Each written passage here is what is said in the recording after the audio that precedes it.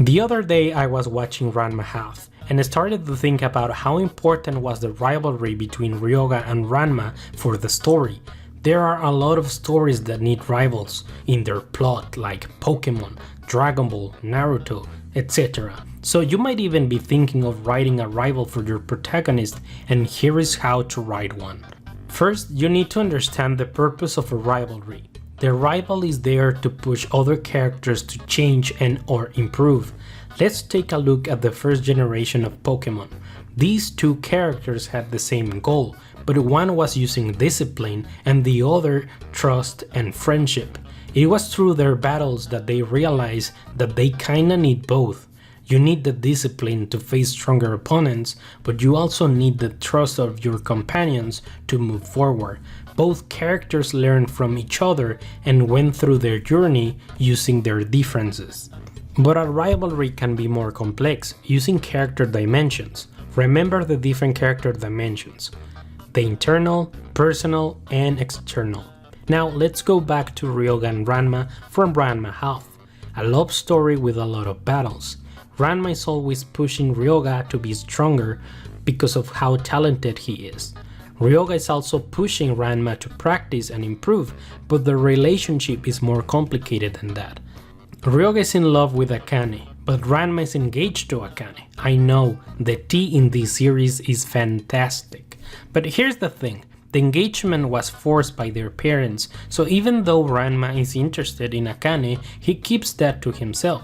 So every time Ryoga challenges him expressing his love for Akane, Ranma is pushed to act on his hidden feelings.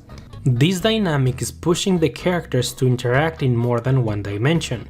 But rivals are not the only element that you can use in your story to push your character to evolve. You can use world building or other characters with a competitive dynamic. For example, Blue Lock. In Season 1, the protagonist faces another character with similar strengths.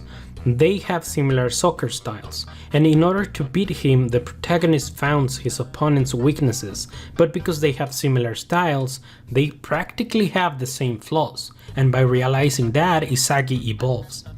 Another example is when Chigiri and Isagi interact. Chigiri gives advice on how to use his special awareness, and Isagi helps Chigiri with his insecurities. This is another case of character dimensions interacting to make the characters grow. So you can use a competitive environment, mechanic, or interaction to make your characters go to the next level. In Breaking Bad, Gus's whole thing was to push Walter to become a better Heisenberg, so you can use this in villains and antagonists as well. However, your rivalry needs to be balanced. This is where most people fail. They don't want to make their protagonist lose, or they don't want to make the rival win. So you can install a system of punishments and rewards for your characters to balance things. In The Office, Jim and Pam go through a similar dynamic. At the beginning, Jim was in love with Pam, but she was in a relationship, so the character that suffered was Jim. But then he moves on, and the story gives the character a relationship with Karen. But now Pam is single and in the other side of the story, the same side Jim used to be. So now both characters suffer while the other was in a relationship. Once the things were balanced, they step into the next level of their journey.